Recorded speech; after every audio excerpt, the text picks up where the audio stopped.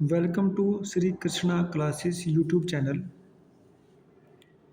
In this video lecture, we will discuss on a very important topic, on a very important subject, that is intellectual property law. सभी viewers students ये ध्यान से सुने कि ये जो वीडियो लेक्चर्स हैं ये स्पेसिफिकली मां शाकुंभरी यूनिवर्सिटी और चौधरी चरण सिंह यूनिवर्सिटी के स्टूडेंट्स की नीड्स को ध्यान में रख के बनाए जा रहे हैं। उनको एग्ज़ाम में गाइडलाइंस मिले, एक तरीका मिले और वो easily without any fear, without any hesitate अपने एग्ज़ाम तक जाएं और उसमें अच्छा परफॉर्मेंस करें। तो स्पेसिफिकली ये जो वीडियो लेक्चर्स हैं ये मां शाकुंभरी यूनिवर्सिटी सहारनपुर उत्तर प्रदेश तथा चौधरी चरण सिंह यूनिवर्सिटी मेरठ इसके सिलेबस को और इसके एग्ज़ाम के पैटर्न को ध्यान में रख करके बनाए जा रहे हैं। तो देखिए विद्यार्थियों, इससे पहले के वीडियो लेक्चर्स में हमने जितना भी ऑप्शनल सब्जेक्ट है, चाहे वो BLLB का हो, LLB का हो, LLM का हो, वो उस ऑप्शनल सब्जेक्ट का एक ओवरव्यू कर दिया है, जिसमें कि स्टूडेंट को सिलेबस बता दिया गया है और एक क्वेश्चन पेपर भी उनको दिखाया गया है, समझाया गया है।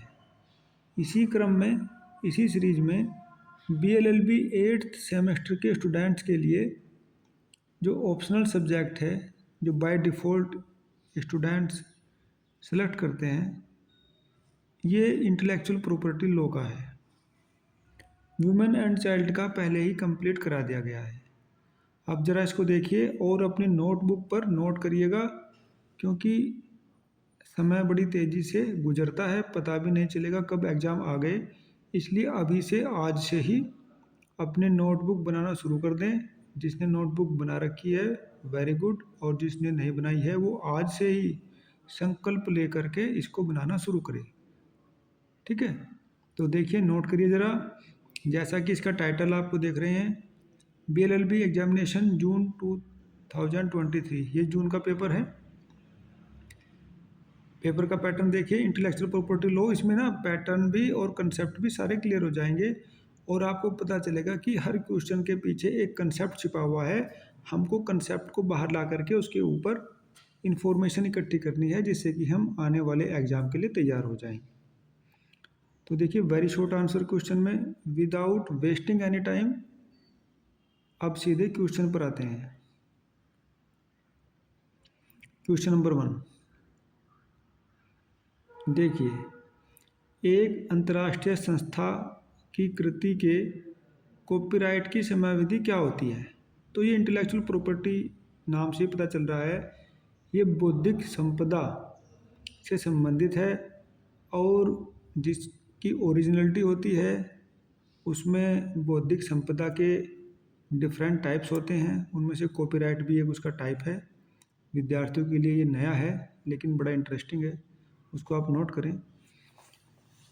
What shall be the duration of copyright of a work of an international organization? Second,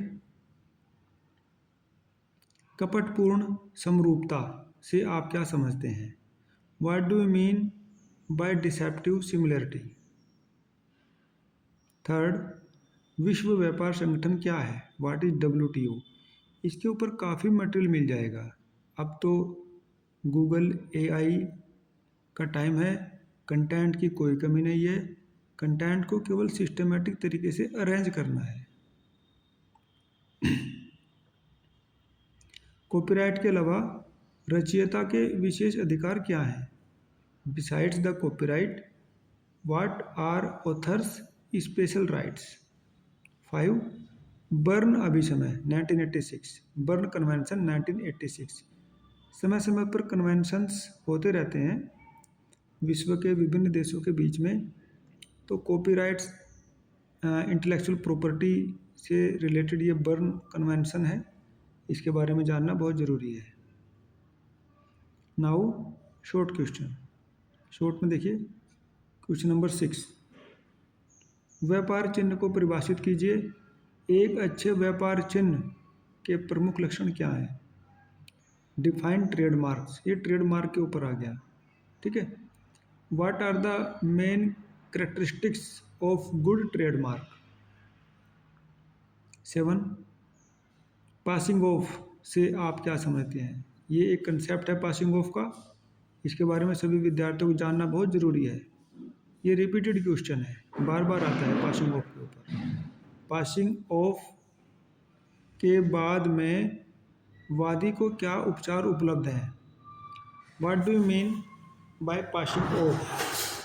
what remedies are available to the plaintiff in case of passing off? Question number 8,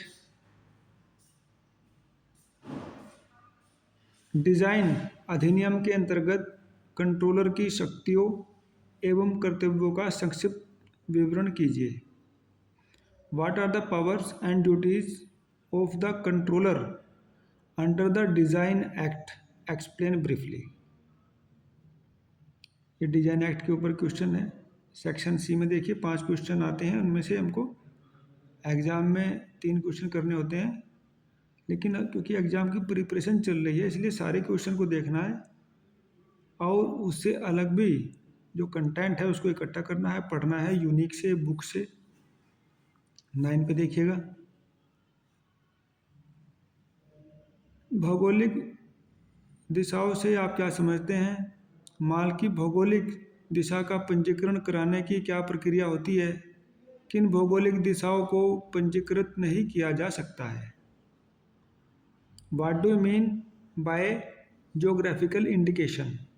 तो ये जोग्राफिकल इंडिकेशन के ऊपर है question. What is the procedure for registration of geographical indications of goods? What geographical indications can not registered?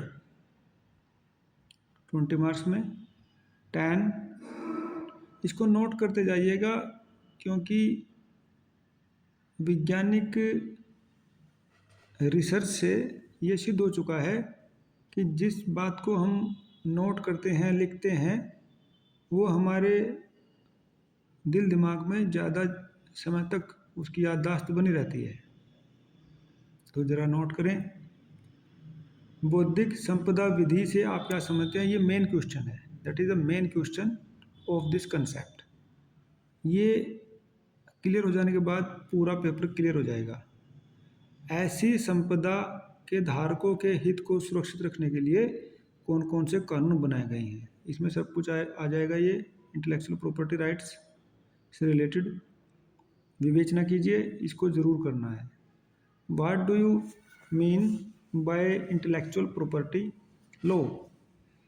What laws have been enacted to protect the interest of the holders of such property? Discuss.